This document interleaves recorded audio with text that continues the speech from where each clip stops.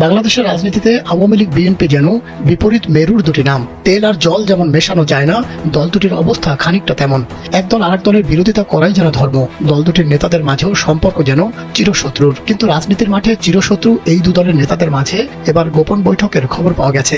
এমন একটি ভিডিও সামাজিক যোগাযোগ মাধ্যম ফেসবুকে ভাইরাল হয়েছে, যেখানে দেখা যাচ্ছে দু দলের জেলা পর্যায়ে নেতারা এক টেবিলে বসে মিটিং করছেন। উভয় দলের সূত্র বলছে, বিএনপি এখন নির্বাচনের জন্য তোড়জোড় করছে বা দাবি জানাচ্ছে। সবাই অনুভব করছেন যে আগামীর দিনটা এক জালিমের হাত থেকে আরেক জালিমের হাতে যাওয়া উচিত নয়, এবং ইদানিং আমাদের বক্তব্য এই ব্যাপারে স্পষ্ট। আমরা সতর্ক করে দিয়ে বলছি যে এমন যেন না হয় যে আমরা একটা জালিমের হাত থেকে ঠিকই মুক্তি পেলাম, আরেকটা জালিমের হাতে গিয়ে আমরা পড়লাম। এমন যেন না হয়, জাতিকে কেউ কেউ বলেন এক জালিম চলে গেছে, আরেক জালিম আসতে আমরা দিব না, তাকে ঠেকাতে হবে। তাদেরকে উদ্দেশ্য করে আপনারা বলছেন ভারতের সাথে আমাদের সম্পর্ক মানে সুসম্পর্ক করতে হবে। এতদিন আপনারা এটা চিন্তা করেননি কেন? তো দর্শক শ্রোতা, এবার গোপন বৈঠকে বসলো আওয়ামী লীগ এবং বিএনপির নেতারা। ইতিমধ্যে হঠাৎ করে কেন আওয়ামী লীগ এবং বিএনপির নেতারা গোপন বৈঠক করলো? এর পিছনে কি এমন রহস্য? হঠাৎ কেন গোপন বৈঠকে বসলো বিএনপি এবং আওয়ামী লীগ? তার পিছনে কি এমন রহস্য যা দেখলে আপনি রীতিমতো অবাক হয়ে যাবেন।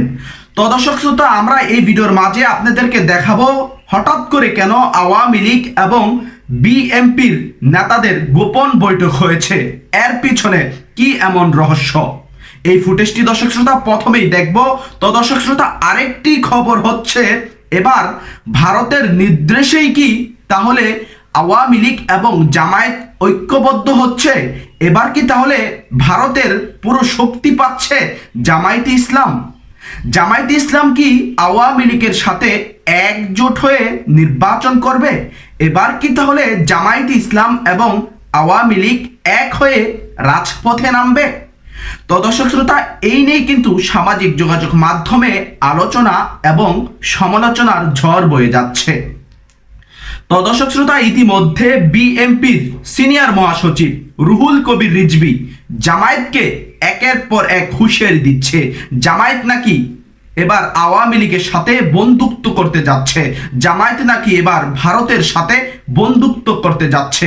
তো দর্শক শ্রোতা, আমি আর কথা বাড়াবো না, চলুন দর্শক শ্রোতা, প্রথমেই দর্শক শ্রোতা ভিডিওর স্ক্রিনে আমরা দেখব হঠাৎ কেন আওয়ামী লীগের নেতাদের সাথে বিএনপির নেতাদের গোপন বৈঠক। সেই ফুটেজটি আমরা দর্শক শ্রোতা প্রথমেই দেখব। তারপর দর্শক শ্রোতা আমরা দেখব জামায়াতে ইসলামকে এবার কিভাবে রিজভীর কিছু হুঁশিয়ারিমূলক বক্তব্য, সেই ফুটেজটি, সেই আপডেটগুলো, সেই বক্তব্য আমরা চলুন দর্শক শ্রোতা সরাসরি ভিডিওর স্ক্রিনে দেখে আসি। চলুন দর্শক শ্রোতা সরাসরি ভিডিওর স্ক্রিনে চলে যাই। বাংলাদেশের রাজনীতিতে আওয়ামী লীগ বিএনপি যেন বিপরীত মেরুর দুটি নাম। তেল আর জল যেমন মেশানো যায় না, দল দুটির অবস্থা খানিকটা তেমন। একদল আরেক দলের বিরোধিতা করাই যেন ধর্ম। দল দুটির নেতাদের মাঝেও সম্পর্ক যেন চিরশত্রুর। কিন্তু রাজনীতির মাঠে চিরশত্রু এই দু দলের নেতাদের মাঝে এবার গোপন বৈঠকের খবর পাওয়া গেছে।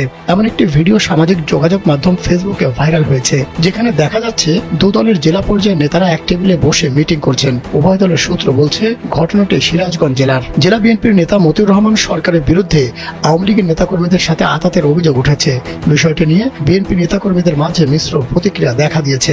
গত 27 আগস্ট গভীর রাতে ঢাকা রাজশাহী মহাসড়কের সলঙ্গা থানার রামারচর এলাকার রয়্যাল রূপালী হাইওয়ে রেস্টুরেন্টে ওই বৈঠকটি হয় বলে জানা গেছে। বিএনপির একটি অংশের অভিযোগ, সাম্প্রতিক সহিংসতার ঘটনায় দায়ের করা মামলা থেকে আওয়ামী লীগ নেতাদের নাম বাদ দিতে এই বৈঠক। এতে বিএনপির ভাবমূর্তি ক্ষুণ্ণ হয়েছে। আবার বিএনপির কেউ কেউ বলেছেন, মানুষের সঙ্গে মানুষের সামাজিক সম্পর্ক থাকতেই পারে। আব্দুর রশিদ একজন অসুস্থ মানুষ। আসলে কি নিয়ে বৈঠক হয়েছে সেটা পরিষ্কার নয়। বৈঠকে অংশ নেওয়া আওয়ামী লীগ নেতা ও সাবেক ইউপি চেয়ারম্যান শফিক কামাল বলেছেন, মতিউর রহমানের সঙ্গে ব্যক্তিগত সম্পর্কের খাতিরেই এই বৈঠক হয়েছে। কেউ কেউ বলেন এক জালিম চলে গেছে, আরেক জালিম আসতে আমরা দিব না, তাকে ঠেকাতে হবে। তাদেরকে উদ্দেশ্য করে আপনারা বলছেন ভারতের সাথে আমাদের সম্পর্ক মানে সুসম্পর্ক করতে হবে। এতদিন আপনারা এটা চিন্তা করেননি কেন? সুসম্পর্ক করেননি কেন?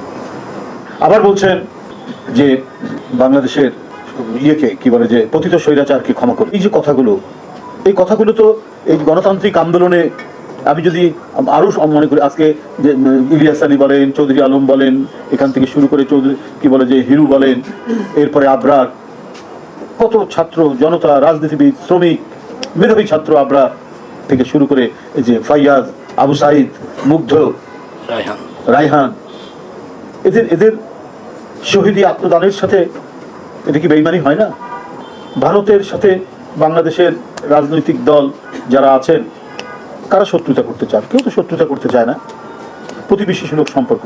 কিন্তু অপর পক্ষ থেকে সৎ প্রতিবেশী সুলভ সম্পর্কের যদি আচরণ না করা হয়, আর আমি যদি দেখি আমার ন্যাশনাল ইন্টারেস্টে বাইরে কাজ হচ্ছে, তখন কি আমার সমালোচনা করার অধিকার নয়? আমরা তো সেই সমালোচনাই করে আসছি। মৌলানা ভাসানী করেছেন, শহীদ রাষ্ট্রপতি জিয়াউর রহমান করেছেন, দেশের নেত্রী বেগম খালেদা জিয়া করেছেন, দেশনায়ক তারেক রহমান করছেন, যখন ন্যাশনাল ইন্টারেস্টে বাধা হচ্ছে। চৈত্র মাসে আমাদের পানি নাই, নদী শুকিয়ে যাচ্ছে, আমরা বাংলাদেশের মানুষ কি জানে না কাদের কারণে এটা হচ্ছে? এর জন্য আমরা প্রতিবাদ করব না? প্রতিদিন রক্তাক্ত সীমান্ত একের পর এক লাশ পড়ছে, এর জন্য প্রতিবাদ আমরা করব না? হঠাৎ করে উজানের পানির আপনারা ছেড়ে দিলেন, বাঁধ খুলে দিয়ে আমাদের পূর্বাঞ্চল সয়লাভ হয়ে গেল, তো সেটার জন্য কি আমরা প্রতিবাদ করব না? আমাদের প্রতি যে অন্যায়, আমাদের রাষ্ট্রের স্বার্থের বিরুদ্ধে যারা যাবে তাদের বিরুদ্ধে আমাদের তো কথা বলতেই হবে। আপনার এই পতিত স্বৈরাচারকে 17-18 বছর টিকিয়ে রেখেছিল ভারত, এবং এই টিকিয়ে রাখতে গিয়ে আমাদের ভাষা, সংস্কৃতি, স্বাধীনতা, সার্বভৌমত্ব, গণতন্ত্র সবকিছু অবদমিত ছিল। আর এর জন্য দায়ী ভারত এবং তাদের কেন্দ্রীয় গোয়েন্দা সংস্থা। এটাই হচ্ছে আমাদের প্রতিবাদের কারণ।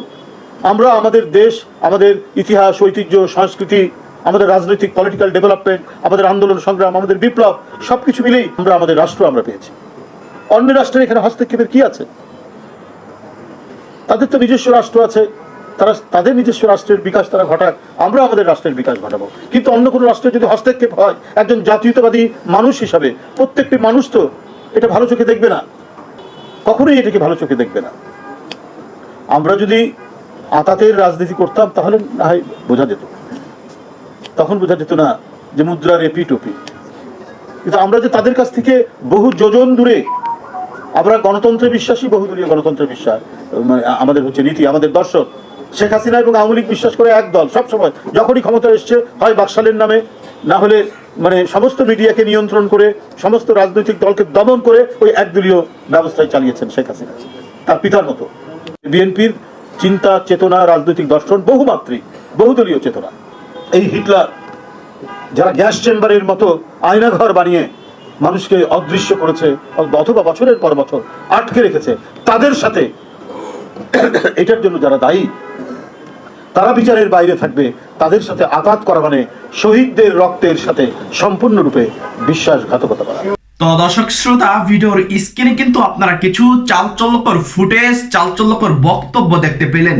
ইতিমধ্যে কিভাবে আওয়ামী লীগ, বিএনপি নেতারা গোপন বৈঠক করেছে তা কিন্তু দর্শক শ্রোতা ভিডিওর স্ক্রিনে আপনারা দেখতে পেলেন। অন্যদিকে দর্শক শ্রোতা, আপনারা কিন্তু বিএনপির সিনিয়র যুগ্ম মহাসচিব রুহুল কবির রিজভী সাহেবের কিছু বক্তব্য আপনারা ভিডিওর স্ক্রিনে দেখতে পেলেন। তো দর্শক শ্রোতা, ইতিমধ্যে কেন আওয়ামী লীগের নেতাদের সাথে বিএনপির নেতাদের গোপন বৈঠক হয়েছে তার কিছু প্রতিবেদন এবং আপডেট খবরাখবর কিন্তু ভিডিওর স্ক্রিনে দেখতে পেলেন।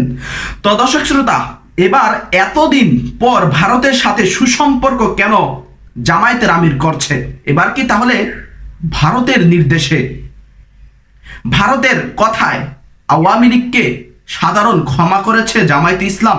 কি ভাবছেন, কি মনের ভাব প্রকাশ করছেন, কি বুঝতে পারছেন? তো দর্শক শ্রোতা, ইতিমধ্যে দুদিন ধরে কিন্তু আপনারা কিন্তু জানেন জামায়াতের আমির অর্থাৎ জামায়াত থেকে কিন্তু বলা হয়েছে আওয়ামী লীগকে সাধারণ ক্ষমা ঘোষণা করা হয়েছে। ইতিমধ্যে কেন জামায়াত হঠাৎ করে আওয়ামী লীগকে ক্ষমা ঘোষণা করে দিয়েছে, এই নিয়ে কিন্তু সামাজিক যোগাযোগ মাধ্যম বলেন, রাজনৈতিক অঙ্গন বলেন, খবরের কাগজ বলেন, খবরের প্রধান শিরোনাম বলেন, সব জায়গায় কিন্তু আলোচনা সমালোচনার ঝড় বয়ে যাচ্ছে। এবার আমরা বিভিন্ন ইঙ্গিতে দেখছি শেখ হাসিনাকে এক প্রকার ক্ষমতায় বসানোর জন্য, শেখ হাসিনার উপর চাপ প্রয়োগ কমানোর জন্য, শেখ হাসিনার উপর শান্তি ফিরিয়ে আনার জন্য ভারতের গোয়েন্দা সংস্থা র বাহিনী তারা কিন্তু এক প্রকার উঠে পড়ে লেগে গিয়েছে। আমরা দেখছি জামায়াতের আমির ভারতের গোয়েন্দা সংস্থার সাথে ভালো একটা বন্ধন রাখছে, ভালো একটা মিলন রাখছে। এর পিছনে কি রহস্য? এবার আমরা দেখেছি বাংলাদেশের রাজনীতিতে শেখ হাসিনাকে ক্ষমতা যাওয়ার আগে, অর্থাৎ শেখ হাসিনা যখন প্রধানমন্ত্রী ছিল, তখন কিন্তু বিএনপি জামায়াতের সাথে একটা বন্ধন ছিল, একটা বন্ধুত্ব ছিল। এবার শেখ হাসিনার ক্ষমতা যাওয়ার পর, শেখ হাসিনা ভারত যাওয়ার পর, অর্থাৎ শেখ হাসিনা পালিয়ে যাওয়ার পর, এবার কিন্তু বিএনপি এবং জামায়াতের মাঝে একটা ফাটল ধরা হয়ে গিয়েছে, একটা ফাটল হয়ে গিয়েছে। তার মানে কি হচ্ছে? জামায়াত ইসলামকে কি ভারত একদম হাতের মুঠো নিয়ে নিল? ভারত কি কনভিন্স করে ফেললো জামায়াত ইসলামকে? কি ভাবছেন, কি মনের ভাব প্রকাশ করছেন? ইতিমধ্যে আমরা কিন্তু দেখছি ভারতের সাথে বন্ধুত্ব করার জন্য জামায়াতের আমির বারবার বিবৃতি দিচ্ছে। এর পিছনে কি রহস্য? অবশ্যই কমেন্ট সেকশনে কমেন্ট করে আপনার মূল্যবান মতামত জানিয়ে রাখবেন।